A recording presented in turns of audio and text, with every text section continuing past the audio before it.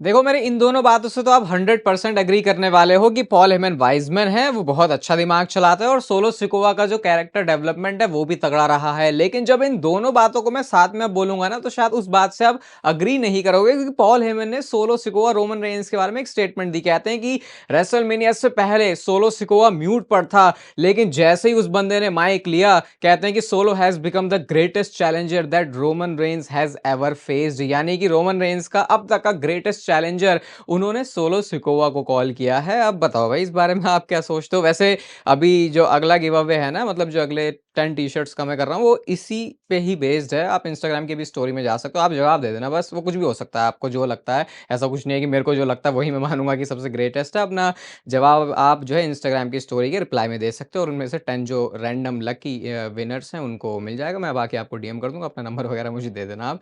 लेकिन अजीब ये लगा कि यार मैं अगर इसमें थोड़ा-सा सेंस बनाने की कोशिश करूँ, तो मुझे लगता है कि ऐसा पॉल हेमन ने इसलिए बोला है क्योंकि वो करंट प्रोडक्ट को प्रमोट करना चाहते हैं। तो थोड़ी पुरानी हिस्ट्री के बारे में फिर ज़्यादा बात नहीं होती, क्योंकि जब नाम आपके पास ब्रॉक लेसनर जैसे होंगे, मतलब एक जो तुम्हारा सबसे क्लोज़ बंदा है, उसका नाम तुमने कैसे नहीं लिया? तो थोड़ा-सा अजीब है। लेकिन वैसे ब्रॉक लेसनर के अलावा भी बहुत सारे ग्रेटेस्ट रहे हैं रोमन रेंस के राइवल। तो बता सकते हो आप, आपके हिसाब से कौन-सा है? और इस बार तो बताने के बदले में कुछ मिल मिल भी रहा है। Okay, hello chatters, my name is Rohit and you are watching wrestle chatter. Welcome है गाइस, आपका वॉइस ऑफ रेसलिंग के एक और नए एपिसोड में। और सीएम पंक हमेशा ही ऐसी बातें बोलने के लिए जाने जाते हैं जो कि शायद बोलनी नहीं चाहिए। तो मंडे नाइट रॉ में उन्होंने हल्क होगन के बारे में जो बोल दिया था कि भैया वो रॉयल रंबल में अगर वो भी आ गया तो उसे भी मैं उड़ा दूंगा और हल्कोमेनिया जो है उसको हमेशा के लिए एंड कर दूंगा। इस बारे में पता चला भाई कि ये लाइन उन्होंने ऑफ द स्क्रिप्ट जाके बोली, यानी कि अनस्क्रिप्टेड प्रोमो था सीएम पंक का, जहां पे उन्होंने होगन के नेम को मेंशन किया था। क्योंकि अजीब भी था ना कि यार होगन को डब्ल्यूडब्ल्यू तो दिखाती कि भाई हमारा फेस है, फिर सीएम पंक ऐसी बातें कैसे बोल सकता है?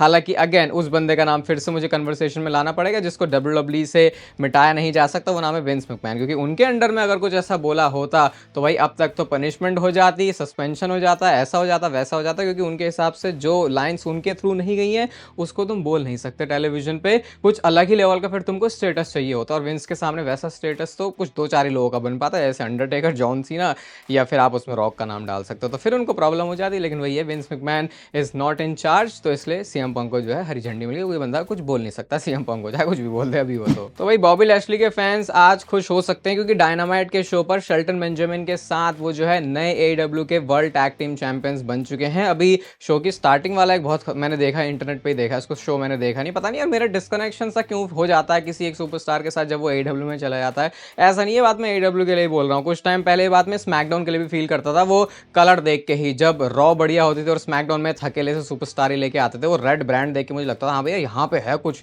वो ब्लू कलर देख के लगता था कि यार यहाँ तो कुछ खास होगा नहीं। तो वैसा मुझे डायनामाइट के लिए भी फील होता है। पता नहीं यार, मैंने इतना कुछ फॉलो किया नहीं। हाँ, कुछ अच्छे अच्छे मैचेस वगैरह वो डिलीवर कर देते हैं, बट बॉबी लैशली के करियर के हिसाब से तो देखो सही है कि वो वहाँ पे चैंपियनशिप जीत गए हैं। अभी एईडब्ल्यू के फ्यूचर का ज़्यादा कुछ नहीं समझ में आ रहा, तो सुपरस्टार्स के बारे में क्या बात करें यार? मुझे बताना, जो आप में से लोग देख रहे हो एईडब्ल्यू के बारे में, कैसा चल रहा है सीन? मतलब कैसा फील हो रहा है आपको शोज़ को देख के? अब मैं आई थिंक एक सही बंदा भी नहीं हूँ बोलने के लिए, क्योंकि मैं वैसे भी शोज़ को इतना रेगुलर फॉलो नहीं कर रहा। तो मेरे बातों को फिर अगर एईडब्ल्यू के बारे में जो बोल रहा हूँ, क्योंकि मैं फॉलो नहीं कर रहा, तो शायद आप उतना सीरियसली ले भी नहीं सकते। थोड़ा सा बायस भी लगूंगा मैं इसमें, क्योंकि मैं वैसे भी प्रोडक्ट को फॉलो नहीं कर रहा। और देखो मैं तो ट्रांसपेरेंसी ऑनेस्ट होकर ही सारी बातें करता हूँ। ये है, ये मैं कह सकता हूँ कि हाँ मैं ऐसी बात करता हूँ। चलो हम कहते हैं कि भाई हमारी कंट्री में आते हैं तो टिकट्स के पैसे ज़्यादा हो जाते हैं, तो इंडिया में डब्ल्यूडब्ल्यू आने के लिए इतना इंटरेस्टेड नहीं होती। भाई रेसलमेनिया के लिए जो उन्होंने टिकट्स का हाल किया हुआ है ना, अच्छे अच्छे मोटी और गहरी जेब वालों की तक फट चुकी है। तो भाई जो सबसे सस्ती इस समय रेसलमेनिया के लिए टिकट मिल रही है वो है $700 की। अब इंडियन रुपीज़ में तो इसे क्या ही कन्वर्ट करूँ, क्योंकि वैसे भी इंडिया से तो क्या ही हमको लेना देना है, तो वहीं के हिसाब से हो रहा है ना। तो $700 जो पैसे हैं वो अमेरिकन को भी, या फिर जो ओवरसीज ट्रैवल करके यूएस में लास वेगस में रेसलमेनिया देखने के लिए आना चाहते हैं, उनको भी महंगे लग रहे हैं। लोग बिल्कुल पगलाए हुए हैं। और जो मतलब एक बड़ा फनी मुझे किसी का तो ट्वीट था, कमेंट तो पता नहीं मेरे दिमाग में कहां से आ रहा है, किसी ने लिखा था कि सारे फैंस इस बात को सेलिब्रेट करते हैं कि भैया लार्जेस्ट गेट रहा है डब्ल्यूडब्ल्यू की हिस्ट्री का। अरे भैया वो लार्जेस्ट भी तो इसलिए हुआ है क्योंकि लोगों से तुमने ज्यादा पैसे ऐंठ लिए हैं, क्योंकि same capacity, same arena, same attendance, तब तो लार्जेस्ट गेट कभी नहीं हुआ। तो डब्ल्यूडब्ल्यू जो है काफी प्राइस बढ़ाते जा रही है। पहले तो ओवर प्राइस होते थे सिर्फ रिंग साइड या फिर बढ़िया जगह से अगर तुमको शो देखना हो, लेकिन अब सस्ती सस्ती जो टिकट है वो भी भाई बहुत सी महंगी हो कर दी है इन्होंने।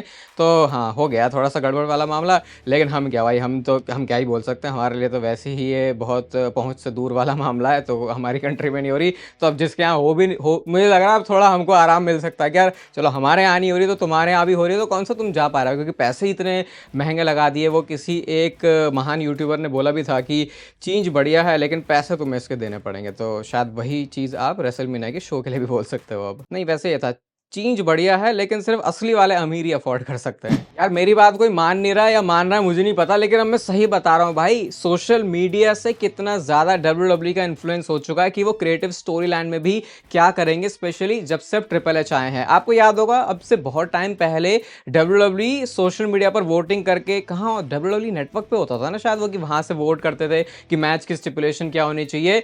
अब वो सही मौका है भाई उस चीज को लेके आने का, क्योंकि डब्ल्यूडब्ल्यू कुछ ऐसे ट्वीट्स करती है अपने ट्विटर पे, मैं भाई मान ही नहीं सकता कि ये ट्वीट सिर्फ एवं ही हो रहे हैं। इसके पीछे मतलब है कि लोगों का भी ओपिनियन लिया जाए कि क्या वो इंप्लीमेंटेशन कर सकते हैं अपनी स्टोरी लाइन के अंदर भी। तो यहाँ पे एक ट्वीट है जहाँ पे वो लिखते हैं कि 30 नंबर पर किस बंदे और बंदी को रॉयल रंबल में आना चाहिए। फिर लोग यहाँ पे कॉमेंट लिख रहे हैं, थोड़ा थोड़ा लोगों का भी ओपिनियन जानना चाह रहे हैं कि लोग क्या देखना चाहते हैं, क्योंकि ट्रिपल एच तो सिर्फ बोलते थे कि वो फैंस की, सॉरी विंस मैकमैन सिर्फ बोलते थे, अगेन विंस का नाम, कि हम फैंस की सुनते हैं। ट्रिपल एच उस मामले में थोड़ा क्लोज है, मैं ये भी नहीं बोलूँगा वो भी सब कुछ सुनते ही हैं, क्योंकि वो सुन भी नहीं सकते भाई, बिजनेस ड्रिवन कंपनी है तो डिसीजन भी वैसे ही लिए जाएंगे बिजनेस ड्रिवन वाले। तो यहाँ पे एक और ट्वीट है जहाँ पे पेंटा के लिए भी वो पूछते हैं कि किसके अगेंस्ट होना चाहिए मैच, और इवन इसको एडम पियर्स ने भी पूछा था, हाँ भाई बताओ बताओ क्यों और किसके साथ होना चाहिए और क्यों होना चाहिए। तो ये डब्ल्यूडब्ल्यूई काफ़ी इंटरनेट, ट्विटर, इंस्टाग्राम के ऊपर भी नज़र रखी हुई है कि लोग क्या बोल रहे हैं, क्या सोच रहे हैं, ताकि उस हिसाब से जब हम चीज़ें डिलीवर करें तो हमारे लिए और ईजी हो कि लोग क्या देखना चाहते हैं। कि वही है ना, जिस चीज़ की डिमांड होगी अगर उसकी सप्लाई हो जाए तो वही है, बिजनेस जो बूम चल रहा है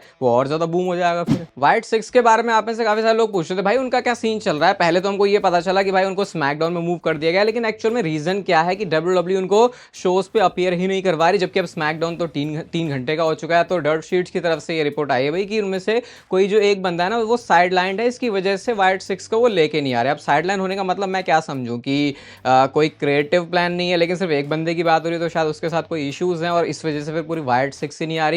और भाई एलेक्सा ब्लिस के बारे में कुछ दिन पहले मैंने आपको बताया था कि मैं फाइनल आपको बता सकता हूं एलेक्सा ब्लिस के बारे में। अब पता चल रहा है कि वो भी फाइनल नहीं है, क्योंकि एलेक्सा ब्लिस और डब्ल्यूडब्ल्यू के बीच में कोई कॉन्ट्रैक्ट को लेकर नेगोशिएशन चल रहा है जो कि किसी एंड पर नहीं पहुंच रहा। और डब्ल्यूडब्ल्यू का ओरिजिनल प्लान था ये जो अभी 13 जनवरी का गया है मंडे नाइट रॉ का एपिसोड सैन होजे से, वहां पर एलेक्सा ब्लिस को आना था और व्हाइट सिक्स के ग्रुप को ज्वाइन करती, लेकिन उधर से कुछ प्रॉब्लम, फिर इधर कॉन्ट्रैक्ट को लेकर कुछ प्रॉब्लम, तो अभी तो एलेक्सा ब्लिस के रिटर्न के बारे में डिस्कशन जो है उस पर जो है पूर्ण विराम लग चुका है और अब उसके बारे में कुछ ऐसी बात हो नहीं रही। तो जो ऐसा लग रहा था कि शायद एलेक्सा ब्लिस बहुत जल्दी वापस आने वाली है, अब शायद ऐसा होते हुए नहीं दिख रहा। और आ भी रही है तो व्हाइट सिक्स में ही आ रही हैं, जो कि पर्सनली व्हाइट सिक्स को अगर अप्रिशिएट मैं कर भी रहा हूं तो मैं ये नहीं चाहता, मुझे एलेक्सा ब्लिस वो चाहिए वो जो गॉडेस वाले गिमिक के साथ थी, क्योंकि फिर वो विमेंस डिवीजन में एक जो स्ट्रॉन्ग बंदा है उसको लेके आएगा। व्हाइट सिक्स ऑलरेडी सही काम कर रहे हैं तो मुझे लगता नहीं वहां पे कुछ ऐसा करने, जो भी कर रहे हैं वो जैसा भी कर रहे हैं, एलेक्सा ब्लिस को अलग स्टोरी लाइन देनी चाहिए, बट शायद डब्ल्यूडब्ल्यू का वैसा प्लान है नहीं, और प्लान तो अभी कुछ भी नहीं है, क्योंकि व्हाइट सिक्स छोड़ो, एलेक्सा ब्लिस छोड़ो, व्हाइट सिक्स का भी नहीं पता अभी। तो इसके ऊपर अपना ओपिनियन, अपना ऑनेस्ट ओपिनियन आप जरूर देना कि आपको क्या लगता है जो ड्रू मैकिंटायर को कैरेक्टर में, प्रोमो में या फिर ब्रॉल में तो काफी वो स्ट्रॉन्ग लगते हैं, लेकिन जब मैचेस की बात आती है तो उनका जो रिकॉर्ड रहा है वो हाल फिलहाल में अच्छा तो नहीं रहा। जेओसो से भी हार गए, सेथ रॉलिन्स से भी हार गए। किसी ने मेरे को ट्विटर पे मेंशन करके ये ट्वीट किया, और भाई बिल्कुल सेम तरीके से जैसे मंडे नाइट रॉ में पहले ड्रू मैकिंटायर को सेथ रॉलिन्स ने हराया था, हाँ थोड़ा पिन करने का स्टाइल चेंज हो गया, बस उसी तरीके से यहाँ पे उन्होंने फिर से ये रॉ वाला जो एपिसोड हुआ था वहां पे ड्रू मैकिंटायर को पिन किया। तो भाई ये बहुत पुरानी मेमोरी वाले लोग ही हैं जो इतनी पुरानी चीजें भी याद कर पा रहे हैं, और जिन्होंने भी हमको जो है मेंशन किया था ये ट्विटर पे। तो ड्रू मैकिंटायर के साथ ये प्रॉब्लम लग रही है बहुत सारे लोगों को। पर्सनली मैं बताऊं, मुझे ऐसा लगता है कि ड्रू मैकिंटायर जीत जाए या हार जाए, बहुत ज्यादा उसके कैरेक्टर पर ऐसे कोई धब्बा या दाग सा लगता नहीं है। वो हमेशा ही पता नहीं क्यों मुझे तो स्ट्रॉन्ग फील होता है, जैसे ऐसी सेम चीज मैं सोलो सिकोवा के लिए भी कुछ टाइम पहले फील कर रहा था कि बंदा जीते या हारे, पता नहीं ऐसा कुछ लगता ही नहीं कि कुछ चेंज हुआ है। तो या तो ये बंदा अपने आप में, मतलब मुझे ऐसा फील होता है, मे भी हो सकता है मेरे ये मैं थोड़ा गलत तरीके से समझ रहा हूँ, हूँ इसको, लेकिन ड्रू मैकिंटायर लगते हैं ऐसे कि यार जीत भी गया तो भी वैसे ही लग रहा है, हार भी गया तो भी वैसे ही लग रहा है, क्योंकि हारता भी है तो वो जो अग्रेशन के साथ आता है उसको देखने में मजा आता है। बाकी बताना आपको क्या लगता है ड्रू मैकिंटायर के कैरेक्टर के साथ क्या चल रहा है। बस मैं तो यही चाहूंगा भाई रेसलमेनिया में मैच उनको बढ़िया सा दे देना, वरना उनके साथ ये इनजस्टिस हो जाएगा। फिर देखो रॉक को लेके कितना कंफ्यूजन है वो तो मुझे आपको कुछ भी बताने की जरूरत नहीं है, और अभी हम कह सकते हैं सबसे ज्यादा रिलायबल जो सोर्स है रेसल वोर्स, उन्होंने रॉक के स्टेटस के बारे में क्या होगा वो रेसलमेनिया के लिए उसके बारे में कमेंट किया है। कहते हैं कि देखो रॉक के शेड्यूल के ऊपर भी बहुत कुछ डिपेंड करने वाला है कि रेसलमेनिया का मैच क्या होगा, उन्होंने ऐसा बोला है। और ये आई थिंक अगर वो बोल रहे हैं तो आप इसके ऊपर थोड़ा सा सेफ ऐसे बेट ले सकते हो कि हाँ शायद यही हो रहा है। कहते हैं कि अगर नहीं आता रॉक तो फिर John Cena versus Cody Rhodes वाला एक मैच होगा मेन इवेंट, और जो दूसरा मैच होगा वो है CM Punk versus Roman Reigns. ये डब्ल्यूडब्ल्यूई की लाइकली डायरेक्शन है रेसलमेनिया 41 के लिए। मैं तो यही सोच के दिमाग मेरा खराब हो रहा है भाई, अचानक से ये कब कौन से ये नई चीज शुरू हो गई कि रॉक रेसलमेनिया में होंगे ही नहीं। भाई हम तो कहाँ बिल्कुल सेफ होकर बैठे थे कि भाई चलो अब रेसलमेनिया 40 में रॉक आए हैं, तो हम तो इवन ये भी सोच रहे थे समर स्लैम में सर्वाइवर सीरीज में हम कहाँ मान रहे थे भाई अब तो रॉक थोड़ा ऐसा शेड्यूल में वर्क करेगा जो ज्यादा उनको एक डब्ल्यूडब्ल्यूई सुपरस्टार की तरह दिखाएगा, लेकिन वैसा तो कुछ हुआ नहीं। बट अगेन वो ये भी कहते हैं कि अगर रॉक आ रहे हैं तो फिर ये जो मैचेस बोले गए हैं अभी इसमें फिर बहुत बड़े फिर चेंजेस ऊपर नीचे सब मामला हो जाएगा। तो यार अभी ये रॉक से ही बता सकता है, मैं तो कह रहा हूँ उनकी डॉटर से ही कोई जाके पूछ लो, छोटी छोटी बच्चे हैं वो जो हरकतें रॉक के साथ करती रहती हैं, वही उन्हीं के साथ शायद ऐसा वाला वो सीक्रेट फिर शेयर करेंगे, क्योंकि बहुत ज़्यादा इन्होंने इसको मिस्ट्री बना दिया है, जो कि मैं बोलूँगा कि अब अनप्रिडिक्टेबल रेसलमेनिया होने से ज़्यादा मुझे थोड़ा सा इरिटेट या अनॉय कर रहा है कि भाई बता दो यार क्या होगा, क्योंकि अब ऐसा भी नहीं है कि बहुत कोई टाइम रह गया रेसलमेनिया होने के लिए, मतलब कह सकते हो 2-3 महीने हैं अभी भी, लेकिन इस टाइम तक एटलीस्ट हमको पता लग जाता है कि क्या होगा। जैसे लास्ट ईयर फिर भी आइडिया तो था कि हाँ ऐसा ऐसा हो रहा है, इस बार तो भाई सब कुछ ही उलट पुलट है, और सिर्फ एक बंदे की वजह से जिसका नाम है ड्वेन द रॉक जॉनसन। कुछ दिन पहले मैंने आपको अभी रैंडी ओर्टन के रॉयल रंबल स्टेटस के बारे में बताया था कि कैसे डब्ल्यूडब्ल्यूई उनको बेली वाली ट्रीटमेंट दे सकती है, जो कि इससे पहले वाले साल में हमने बेली के साथ देखा था कि पूरे साल में उनकी बकवास बुकिंग हुई, रॉयल रंबल वो जीती और उसके बाद रेसलमेनिया में जाके उन्होंने चैंपियनशिप को भी कैप्चर किया। सिमिलर तरीके से वो चीज रैंडी ओर्टन के साथ भी हो सकती है। अभी इसके ऊपर एक कॉन्ट्रास्टिंग चीज भी हमको पता चली है रेसल वोर्ड्स की तरफ से, और वो ये कहते हैं कि अगर अभी रैंडी ओर्टन वापस आते हैं और वो सरप्राइज एंट्रेंट की तरह डाले भी जाते हैं इस रॉयल रंबल मैच में, तो वो थोड़ा सा अजीब लगेगा कि ये बंदा वो सारी बातें कैसे भूल चुका है जो केविन ओवेंस ने इसके साथ किया। तो लग रहा है ऐसा कि जो इन्वॉल्वमेंट है रैंडी ओर्टन की रॉयल रंबल में वो एक लैडर मैच के अंदर होने वाली है, जो कि फिर उस चीज के ऊपर भी है ना वो डॉट्स कनेक्ट करेगा कि क्यों केविन ओवेंस ने अटैक किया और फिर रैंडी ओर्टन यहाँ पे क्यों आए। मैं तो आई थिंक ये चाहूंगा कि भाई तुम केविन ओवेंस को भी तोड़ो अच्छी तरीके से, तुम वहां पर भी अपनी नाक घुसेड़ो और उसके बाद रॉयल रंबल में एक सरप्राइज एंट्रेंट की तरह भी आ जाओ, क्योंकि ये वाला मैच तो आई थिंक मेन इवेंट के अंदर ही डब्ल्यूडब्ल्यूई करेगी, तो फिर मतलब रॉयल रंबल वाला ना, तो उससे पहले फिर वो वहां भी आ सकते हैं और वहां भी आ सकते हैं। हमने देखा भी है कि रॉयल रंबल में एक मैच में किसी तरीके से अपीयर या पार्टिसिपेट करने के बाद भी बंदा दूसरे फिर मेन मैच में या फिर मेंस रॉयल रंबल मैच में भी आ जाता। तो मैं तो ये चाहूंगा भाई अब क्योंकि इतने टाइम से तुमने रैंडी ओर्टन को ऑफ रखा है तो फिर एक शो में अगर 2-2 बार दिखा दोगे तो थोड़ा सही हो जाएगा। बाकी यार अब तो मेरी लास्ट उम्मीद है अगर इस रोड टू रेसलमेनिया में ट्रिपल एच ने रैंडी ओर्टन के साथ कुछ नहीं अच्छा किया तो मैं मान लूंगा भाई एवोल्यूशन के टाइम पर कुछ तो रैंडी ओर्टन ने ऐसा किया है जिसका ट्रिपल एच आज उनसे जाके बदला ले रहे हैं। सैटरडे नाइट्स मेन इवेंट को पहले तो हमने बहुत ज्यादा ऐसे सोचा था भाई बहुत बड़ा शो है, ऐसा हो जाएगा वैसा हो जाएगा, लेकिन अब क्योंकि एक बार हो चुका है तो पता है इसको कितना ज्यादा भाव देना है।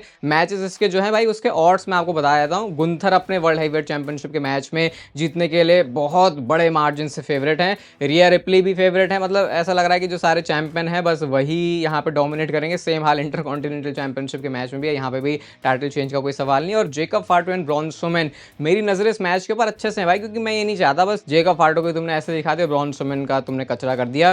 ट्रिपल एच भाई कितने सीरियस हो तुम ब्रॉन स्ट्रोमैन को लेके, शायद इस वाले मैच से पता चल जाएगा। बाकी जेकब फार्टो ही ये वाला मैच जो है उसको जीतने के लिए फेवरेट है। बाकी इसी संडे को होने वाला टीवी अपने टीवी स्क्रीन पर आप देख सकते हो। स्क्रीन पर अभी आपको क्रिकेट चैनल की वीडियो भी दिख रही होगी, उसको जाके भी जरूर देखना। इस साल के एंड तक बहुत बड़ा बनाने का प्लान है चीज़ों को, शुरुआत में शामिल होता तो आप कह सकते हो भाई इस टाइम से चैनल को मैंने फॉलो किया। ये वीडियो आपको अच्छी लगी भाई तो इसे लाइक कर दो, चैनल को सब्सक्राइब कर दो ऐसे और मस्त कंटेंट के लिए, और तब तक लेते रहो जिंदगी के मजे।